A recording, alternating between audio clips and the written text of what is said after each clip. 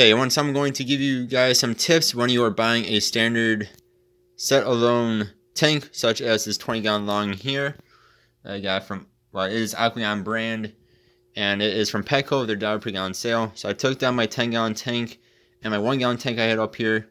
The 1 gallon had nothing in it, but the 10-gallon tank had my guppies. I moved them into my 45, and along with the baby beta.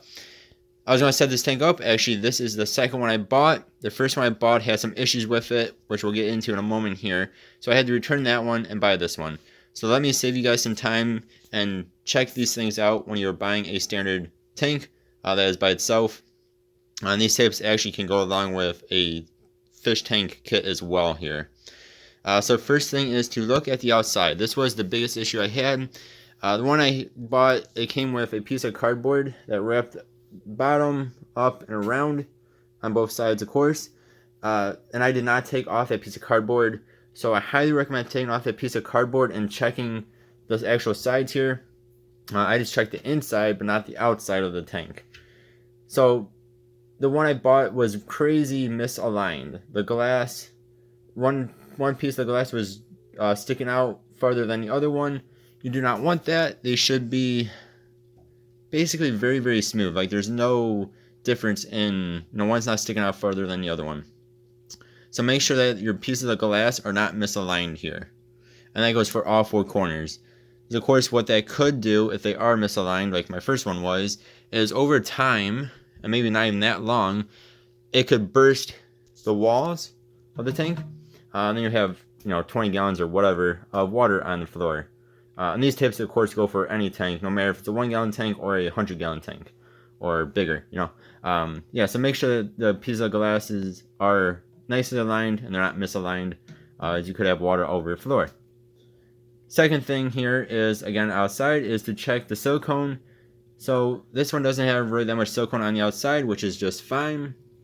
Some of the sides have more than the others. That is just fine. The silicone mostly matters on the inside than it does the outside. But they did put some silicone on the outside. Make sure it is not choppy. Make sure it's not falling apart. Again, the first one I bought, it was horribly, choppy and falling apart. I took off the cardboard when I got home instead of checking it out when I was at the store the first time. And as soon as I took off that piece of cardboard, a giant piece, like probably about that big, of the silicone just came off. The rest of it, you just rubbed your finger on it, it was starting to fall off. Super horribly choppy and just really bad looking. And I'm sure it could cause issues over time as well. So check the silicone on the outside. Moving on into the inside here, third tip is to check the silicone on the inside. So this is where the silicone is going to matter the most. You want it to be, for the most part, smooth. Mine actually has, I'm just going to call them little fat packs here, which my dad said is probably just from them going, siliconing, stop. Siliconing, stop at the same spot. So it's not an air bubble on mine, so make sure there's really no air bubbles either. This is just a little fat packs where I add a bit more silicone to them. So that is okay. But so my tip here is to make sure that everything is silicone nice and smooth. There's no giant chips out of it. The silicone, that goes again for the entire bottom, all the way around, and then each of the 4 corners as well. Make sure it looks nice and it's not falling apart and it's not missing giant pieces of silicone. Fourth tip here is to check for any scratches, like big scratches. There's probably going to be micro scratches throughout the entire tank. That's just how glass is. Not just how it is in shipping and stuff. But make sure there's no giant cracks in it. Again, especially along here. I had that 65-gallon tank or 60-gallon tank, one of the two, that had actually a giant crack on the side here. It held up water for the most part okay. Well, it held up water for the time I had it. But I'm sure over years, if you do plan on keeping your tank for years, it does have cracks in it. Good chance over time it's going to break on you.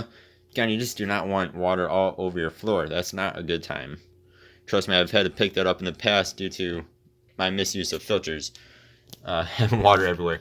And that goes for everywhere though, but especially in the corners. But all throughout the tank, make sure there are no heavy scratches or cracks. Again, you could end up with bad water. And now for this next tip, which I think is tip number 5. I already lost count.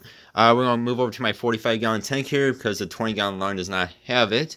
But it is, if you have a center brace here, make sure that it is, and now this is probably more if you're buying a used tank, make sure that this is not cracked or broken or anything like that. This has multiple uses. One is to help keep something like a hood up here. It's not 100% necessary for that.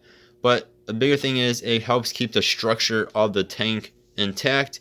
So if this is broken, and especially on these big tanks, which is usually when you have this, is again, there's a lot of pressure against the walls of the tank, especially when you add in a filter and everything else. So if this is broken, the actual what would you call it? I guess rigidity of it, the brace part of it is just not going to be as good. The tank's not going to be as sturdy. That's the word I'm looking for there. So if this is broken, the tank's not going to be as sturdy. And again, you could have issues with the tank just basically exploding and getting water everywhere.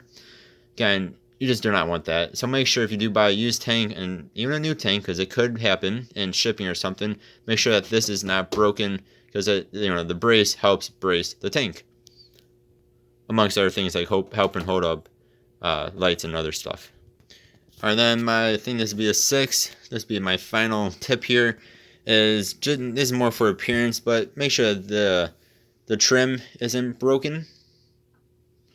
Again, I think that's more for appearance, but when you have a giant crack out of the trim, especially if it's a new tank, you just don't want to be spending money on a new tank that's cracked anywhere. It just looks really bad.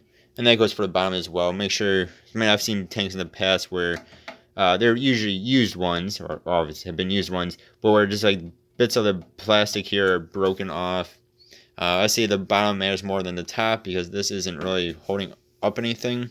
It just makes it look better. I mean, it is holding up something, but it's not as important as the bottom. So just make sure that this is all intact and doesn't look bad and crappy. Guys, think of any other tips when you're buying a tank, whether it be a kit or a standalone tank like this one here. Let me know in a comment below. I'm sure I missed some stuff. As always, I really do appreciate you all watching. Stay tuned as I am going to be doing some videos on this 20-gallon long here. Until next time, guys, thank you all very much. I'll see you guys next time. Have a good one. Goodbye.